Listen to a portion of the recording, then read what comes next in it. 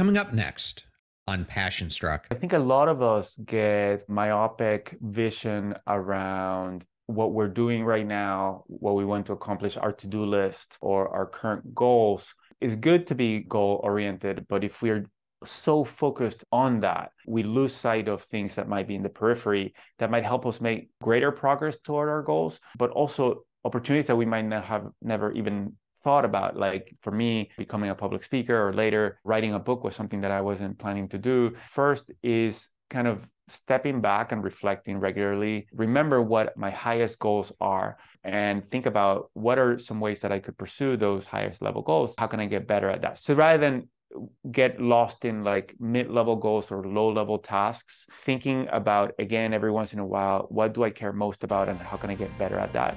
Welcome to Passion Struck. Hi, I'm your host, John R. Miles, and on the show, we decipher the secrets, tips, and guidance of the world's most inspiring people and turn their wisdom into practical advice for you and those around you. Our mission is to help you unlock the power of intentionality so that you can become the best version of yourself. If you're new to the show, I offer advice and answer listener questions on Fridays. We have long-form interviews the rest of the week with guests ranging from astronauts to authors, CEOs, creators, innovators, scientists, military leaders, visionaries, and athletes. Now, let's go out there and become Passion Struck.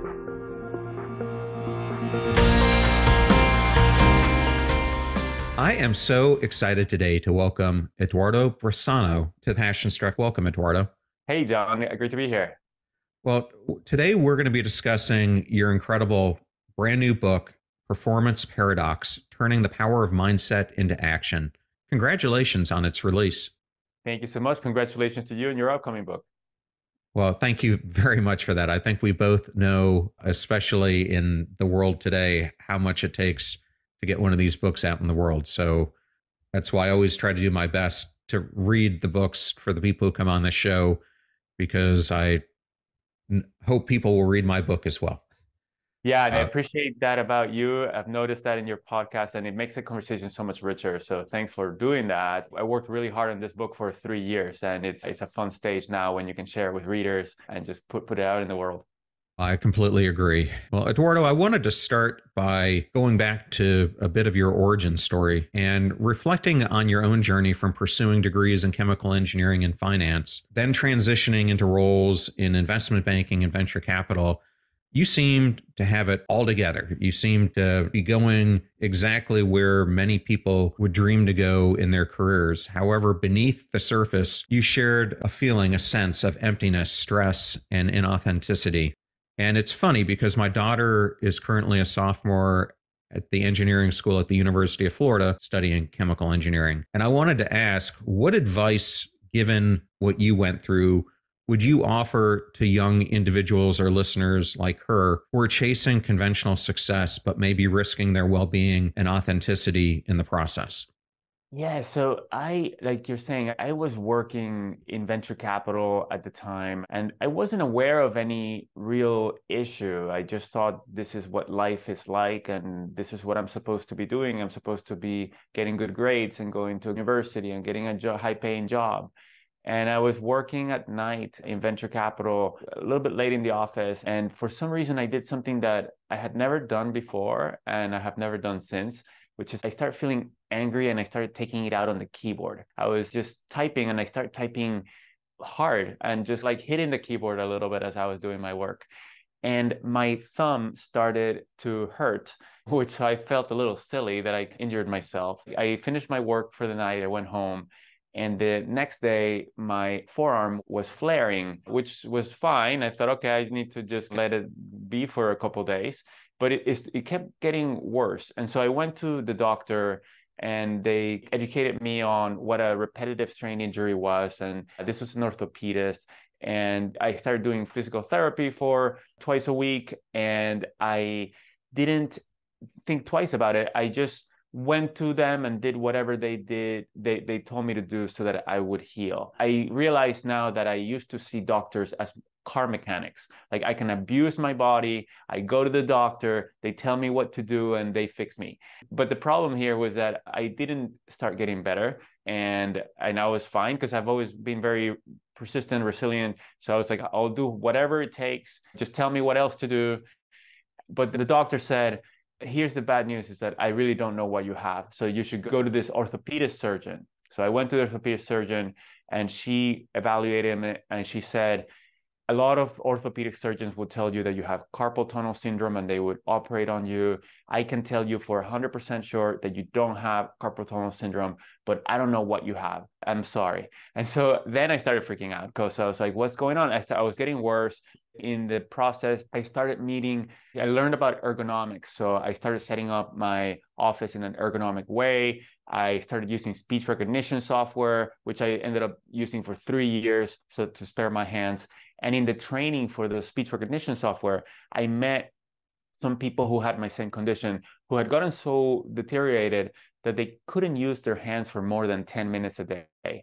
And that's when I realized, wow, like I could become disabled and nobody knows what I have or how to heal. And what that gave me was a sense of mortality. Not that I was going to die, but that I might lose my ability to do things. And I realized, wow, I don't feel like I'm doing anything with my life. I don't feel like I'm using my hands to actually make a difference on anybody else's life. And what a waste. What if I just die right now? I won't have made a dent on anybody's life. And that was depressing for me. And I realized that in addition to going on a journey to healing my body, I also needed to learn about how to live and how to live in a way that made me fulfilled and gave me meaning.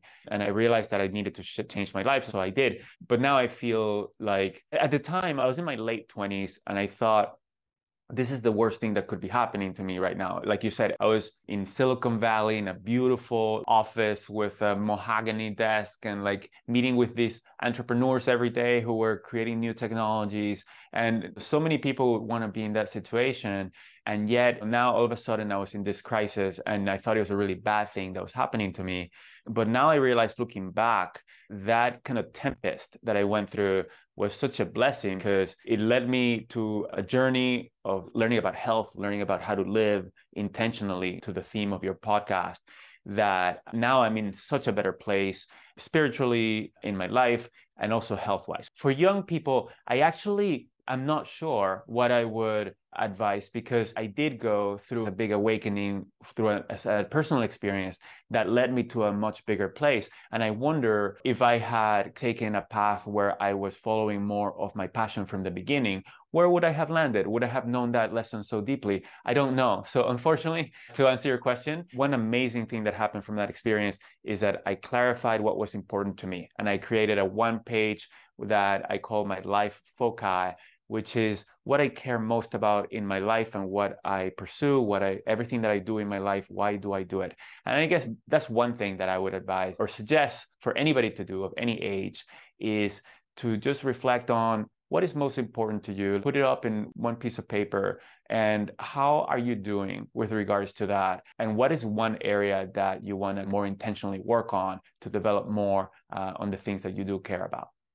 Thank you for sharing that. And it sounds like you were lucky enough to get life's golden ticket and a restart for a second chance of the life that you've created. And I also like something else that you brought up, and that is our core values are so important. And I think one of the things that we're going to be talking about today is actions. And I think people sometimes have these great ambitions or aspirations, but what ends up happening is they don't get the proper alignment between those aspirations, their ambition, and then the actions that they're taking. And they get into focusing so much, I think, on one of them that it skews the results in all of them, which we're going to explore further. But I wanted to go back to your story because you end up leaving venture capital to pursue social entrepreneurship, which I think is incredible because we need more people looking at the systems and changing the systems that are eroding many fabrics of society and climate, etc. But during that journey, you ended up going to Stanford and connecting with Professor Carol Dweck. And it was a remarkable shift that led you down this path that you're living today of a growth mindset and purpose. Can you share with us the pivotal moment when you met Professor Dweck and how that encounter shaped your perspective? Absolutely. I decided I needed to heal. I also needed to find a different path and develop a different path to do something that was going to make a difference in other people. And social entrepreneurship was something that intrigued me. My wife was a teacher, and I saw what she was doing in her classroom, and that inspired me. So I got an MBA and a master's in education to explore. I was tinkering with different projects, different ideas, different teams. One day I got an email from a classmate of mine that he emailed 5 people. And he said, hey, there's a professor in the school of psychology who's looking for somebody with a business background to start an organization to put her work out in the world. And the way they described it, it intrigued me. So I responded, and we were introduced. And I learned that Carol and a former student of hers called Lisa Blackwell had developed a program to help middle school students develop a growth mindset. A growth mindset is the belief that people can change, that our abilities and qualities are things that we can develop rather than things that are fixed in us, like us being naturals at things or inept at other things and not being able to change that. And that has a lot of kind of psychological implications. So when I met Dr. Dweck and I learned about her work, I read her book, it was absolutely life-changing for me because I realized how my fixed mindset had gotten in the way of my goals.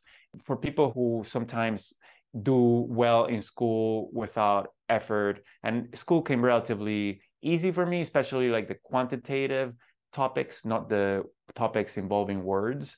We do things quickly without effort and do well, and we're told that we are kind of naturals or smart, and that has an unintended consequences, which is that we end up concluding that the reason people succeed is because they're smart, and smart is something that you have innate inside you, and it's not something that you develop to improve. And so from then on, I was working to prove myself rather than improve myself. And I realized that in venture capital, I was the youngest person in my firm by decades, and yet I was acting like everybody else in the room. I was saying things as if I was sure of myself when I knew I wasn't sure of myself. I had no idea what I was talking about, but I was behaving like everybody else around me because they had a lot more experience and they were trying to make a good impression on the entrepreneurs or the fellow board members.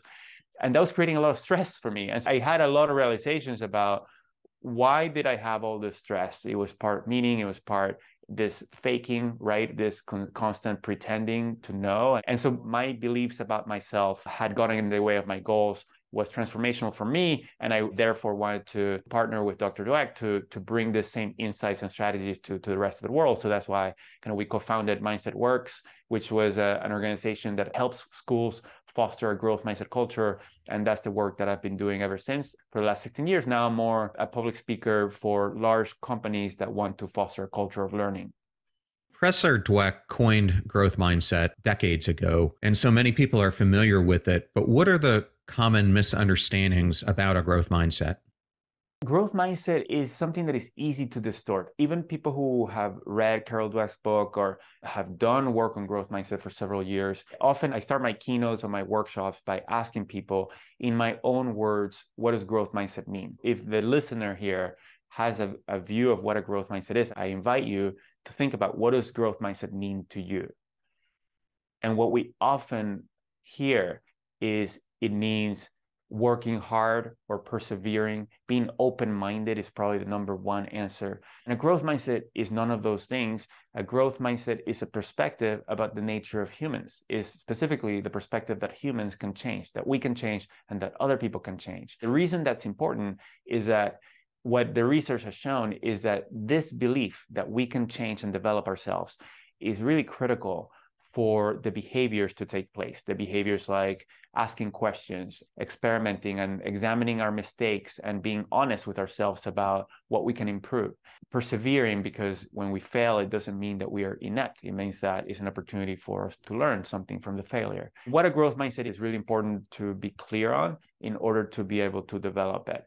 Another common misunderstanding is that in order to improve, we just have to work hard. That is what my book is about. A big realization that I had along this work is that effort is not all created equal. If the way to improve is not just to work hard at getting things done. Most of us are stuck in what I call chronic performance, which is just doing our best as we know how, trying to minimize mistakes, whether that's in our personal life or in our professional life.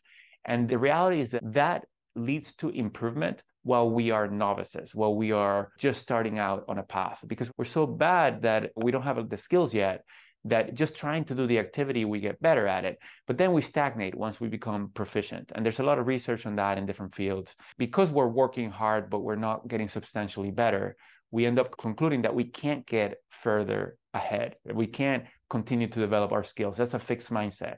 When the reality is that we're not using the effective strategies to continue to improve. And so to understand that, I make the differentiation between what I call the learning zone and the performance zone. The performance zone is when we're trying to get things done as best as we know how, and there's a place for that, and that's important. But the learning zone is when we go into the unknown, when we explore what other people think that we might not know, when we ask questions, when we listen, when we experiment, when we not just disregard our mistakes, but think about our mistakes and reflect on our mistakes, when we solicit feedback.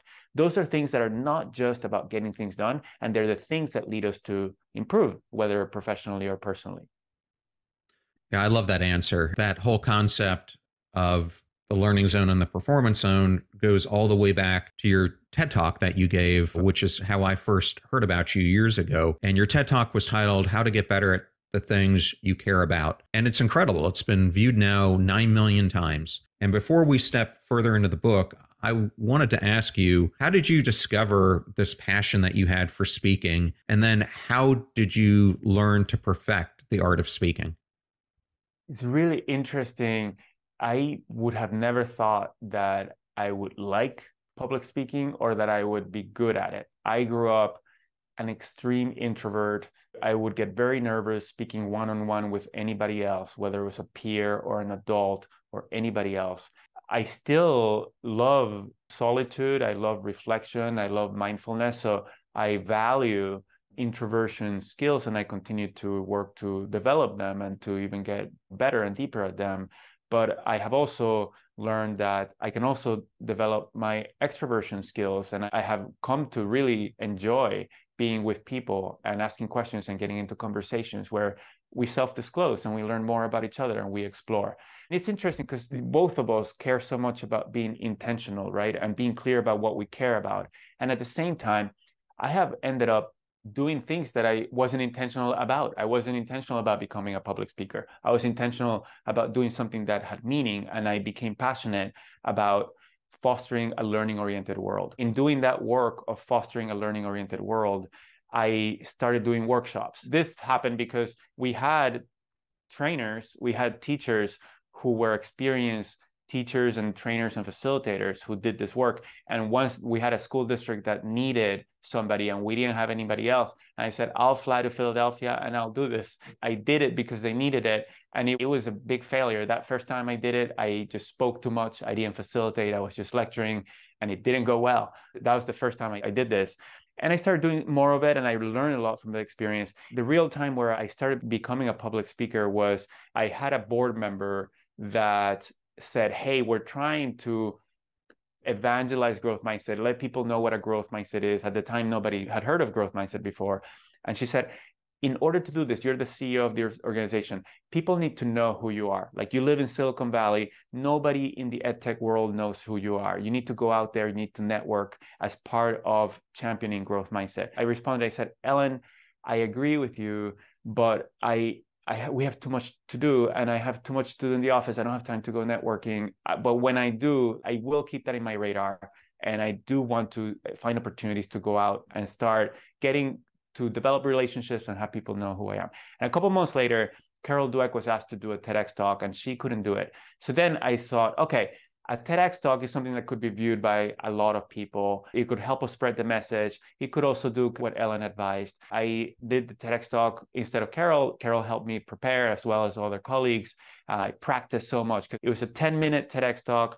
And I thought I would be a horrible public speaker right now. I don't have any skills. I would get so nervous. But I could practice, develop a really good script and practice so that I could get out on stage and just say the words for 10 minutes. I think that I can do that. It was 6 weeks away. I first worked on the script through many iterations, lots of feedback, and then tons of practice to memorize it, to be able to say it word for word. I wanted every word to count. As one of the strategies, for example, was when I just looked at the back wall and the lights. I didn't look at people's eyes because I thought that I would get like just blank out, and because I would get too nervous. And so I had strategies like that. I did the talk, it went well, and then it ended up being viral. It has over 4 million views now. But once the talk went out, then people started becoming interested in getting me to speak to their organizations. And so then I started doing that. And I realized, wow, like I really love this because there's a lot of creativity involved. You're starting with what situation are they in? What are they looking for? What is the best way to go from where they are now to where we want them to be after my talk? And that was a really creative endeavor where it can involve a lot of experimentation, a lot of the ideas I was passionate about, a lot of the conversations I was passionate about. And so I started doing it more and more. And to your point about how I've become good at it, my sessions are very well rated now, and I love what I do.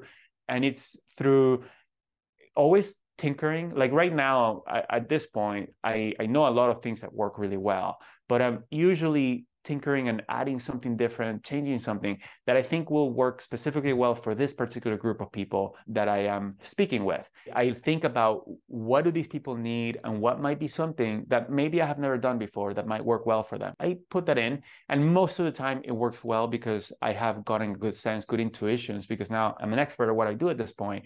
Sometimes it might not work great. So that's either way, it's a learning opportunity. But that's how I need to continue changing what I do a little bit and experimenting and seeing what works and what doesn't work. And the other huge strategy, I think, in most workplaces, including what I do, is feedback, right? In most of my sessions, I use at least live polling. I make them interactive in different ways, but most of the time, if it's a keynote, I do live polling where everybody's reflecting and capturing their thoughts and sharing it with each other through live polling. When there's time at the end, I include 2 questions around feedback where I make that also public. We can see how well the session landed and also people's feedback on what I could do better next time, because I want to model being a learner and that feedback is something we can all benefit from and that shouldn't be scary. We don't need to be scared of it. Whether it's that type of feedback or feedback afterwards with people who were there to have conversations about what was helpful, what might I consider changing next time, that's how I've continued to improve over time. Well, thank you for sharing that. And I think something that you highlighted underneath the surface that's extremely important is that when you're up there speaking, at first you wanted to look at the lights, but I'm guessing now you really look at the audience because you're there to serve the people who are at the chairs, not yourself when you're giving these speeches, which I think is one of the most important things that a speaker needs to do. And speaking of prominent speakers, I had Juliet Funt and Dory Clark both on the show over the past year. Both of them share a common concept that in the workplace especially, we need to create more white space in our working environments because we spend so much time, as you were talking about, in this performance paradox and just the busy work that we're not spending enough time on creativity, innovation, etc. And breaking free from this chronic performance trap requires a huge mindset shift, as you brought up. What are some of the common habits or mindsets that people need to challenge or let go of in order to fully embrace this creativity and innovation, not only in the workplace, but in their life as well? Yeah, so I think a lot of us get myopic vision around what we're doing right now, what we want to accomplish, our to-do list or our current goals. And it's good to be goal-oriented, but if we're so focused on that, we lose sight of things that might be in the periphery that might help us make greater progress toward our goals, but also opportunities that we might not have never even thought about. For me, becoming a public speaker or later writing a book was something that I wasn't planning to do. And so first is stepping back and reflecting regularly. Have that my life foci, right, which is a life pursuits is a 1 page that I look at like about once a quarter in the year, and it helps me remember what my highest goals are and think about what are some ways that I could pursue those highest level goals, that how can I get better at that. So rather than get lost in like mid-level goals or low-level tasks, thinking about, again, every once in a while, what do I care most about and how can I get better at that? And then to your point about kind of white space, what are the daily habits that are going to lead to the things that I care about. And so when it comes to, for example, improvement, some daily habits that I treasure. The first thing that I do every morning is just express gratitude for the things that I value most, which are life, health, love, and peace. I want to observe and notice those things in my life and in the world, because otherwise our attention tends to go to the negative, to what's absent about those things. I also, at some point later in the morning, I remind myself what I'm working to improve, so that I remember every morning, hey, here's my intention about something I'm working on. That allows me to see opportunities in my intention and take action on those opportunities. But to the point about kind of white space and creativity and innovation, there's so much value in exploring and playing and tinkering with things that are outside of our domain and that are just us following our curiosity, maybe for not a particular purpose other than just joy and curiosity and interest. And at the end, I'm amazed by how much that later becomes relevant, either personally or professionally, but even just the process just brings joy and fulfillment to my life. So think about when am I going to be doing those things? What are the habits that are going to allow me to create the space to explore new things, and then to let the brain wander or work in the background to make connections among things that are not usually connected. And that's what usually leads to creativity and innovation. Well, thank you for that, Eduardo. And one of the things I did want to bring up is, just as you had to go through tons of iterations to perfect your public speaking, and you talked about being an introvert and now getting more exposed to being an extrovert, one of the people I always like to highlight is Susan Cain, who wrote the book Quiet, because she is another person who's got a very popular TED Talk viewed by millions. But when people see her up there, they see it so effortlessly. And I remember talking to her about it one time. She said, what they don't see is that I practiced that probably 150 times, and the gazillion mistakes that I made before I got it to that point. And I bring this up because in chapter 4, you talk about Beyonce, someone that all of us know about. And no matter how good a show she does, she feels that there's always room for improvement, which I love that you focused on her. Beyonce has spent a lot of time, obviously, in the learning zone to develop her skills. What can we learn from her about the 6 essential learning zone strategies? Yes, to your point, when we observe fantastic performers, people who are the best in the world at what they do, whether they're people like Beyonce or athletes, or we go watch Cirque du Soleil perform, often what we notice is almost like flawless performance, or they seem to so fluid and so good at what they do that we tend to get the impression that they're just naturals, right? That they are different than other people, and they're so good because of something they were born with. And what we don't see is what Susan Cain talked about, is their process, right? What they worked on when they're practicing, when they are behind curtains. Well, most of us have the view that what they do to become so good at it is to spend a lot of hours doing that thing. If we see a great tennis player, we might think that they're so good because they spend so many hours playing tennis. Or if we see a Cirque du Soleil performer in an acrobat, that they spend a lot of time doing the things that we're seeing them do. What my book is about, the performance paradox, is to realize that the reason they become so good is something that they spend a lot of time doing something very different from what we see. So if you think about somebody like a tennis player, if they're in a championship and they're having trouble with a move like a top spin serve, they're going to avoid that move during the match because they're focused on winning. They're focused on doing the things that they know best and trying to minimize mistakes. But then after the match, when we're not seeing them, they're going to go to their coach and they're going to say, Coach, I have to work on my top spin serve. Let's work on that and just that for some time and figure out where the top spin serve is going, and if I need to shift my wrist a little bit to the right or the left, or like my torso or what. And that's a very different activity than what we see them do on the match. The time that they spend focused on improvement is called the learning zone, and the time they focus on performance is called the performance zone. And what most of us are stuck in chronic performance, in the performance zone all the time. And so people like Beyonce, what they're doing after the show, they're reviewing the video, right? They're thinking about how things went, what went well so that they do more of it or they continue doing those things, what didn't go well and what can be changed. And she writes notes, she shares them with her colleagues, and they practice the next day. They think about and they practice what they want to change before the next performance. That's how she becomes so good at what she does. And one of the 6 strategies is called deliberate practice. It was coined by Florida State professor Anders Ericsson. He noticed this, that for in certain domains, like sports or performance arts, the people who become so good are people who engage in what's called deliberate practice, which is practicing a very specific skill at a level of challenge beyond what we have already mastered, and doing lots of repetitions with feedback between repetitions to figure out what to adjust. And so that leads us to like the difference between experience and expertise. Sometimes we're not clear that experience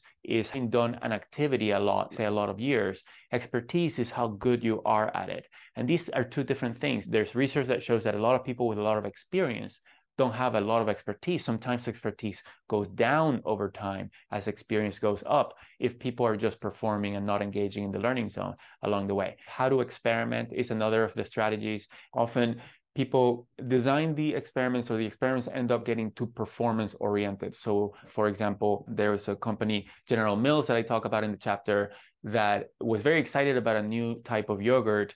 They were going to test it, and they realized that producing and like in chemical engineering, like your daughter and me, we learned that there's different ways to produce yogurt.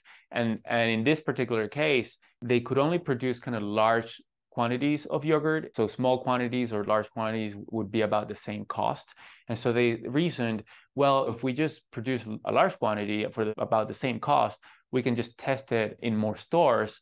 And if it works, then we'll be further along of the competition, and then we'll be able to get a greater market share. And what happened is that the yogurt was working well in some markets, in a small percentage of them, but not in most. And they quickly realized why that was. But it was then a lot harder and took a lot longer to make those changes. It was about 20% of the US that they were testing this in.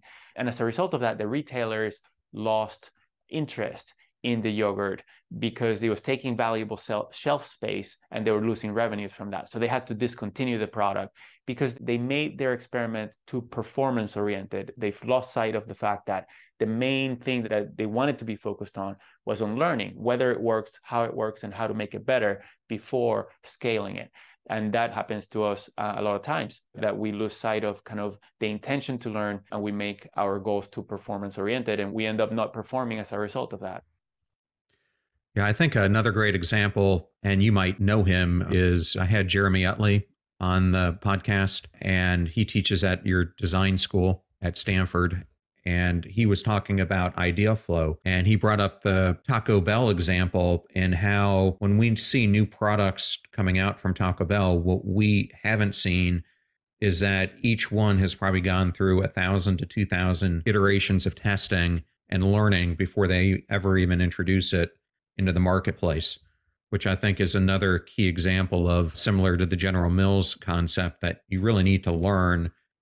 And it's not only about the food, it's how are people going to interact with it once you serve it to them. Absolutely. Yeah. And there's different ways of experimenting and iterating. In the book, I talk about another company called Scratch Labs, that they do energy foods for athletes. And they spend less time upfront with focus groups and perfecting the food before putting it in the market. They do a bit of that for sure, but they put it into the market pretty quickly because they don't distribute their food through retailers. They do it directly through Amazon or their own website. And so it's very easy for them to make changes to the product or to produce new flavors if a particular product is doing well. And so different people and different organizations might come up with different ways of learning and performing, depending on what our situation is, how our systems work. But the important part is to be deliberate about what system and habits are we building to not just perform, but also to learn and perform together. In chapter 6, you bring up one of my favorite fables, that is of the tortoise and the hare. Can you dig a little bit deeper into that fable's meaning and the common misconceptions we can gain from it about learning? Yes, I used to love that fable too. And a lot of parents or teachers might tell that fable thinking that they're promoting a growth mindset, when in fact, that's not the case. So the fable is about a tortoise and a hare that go on a race, and the hare is so much faster than the tortoise.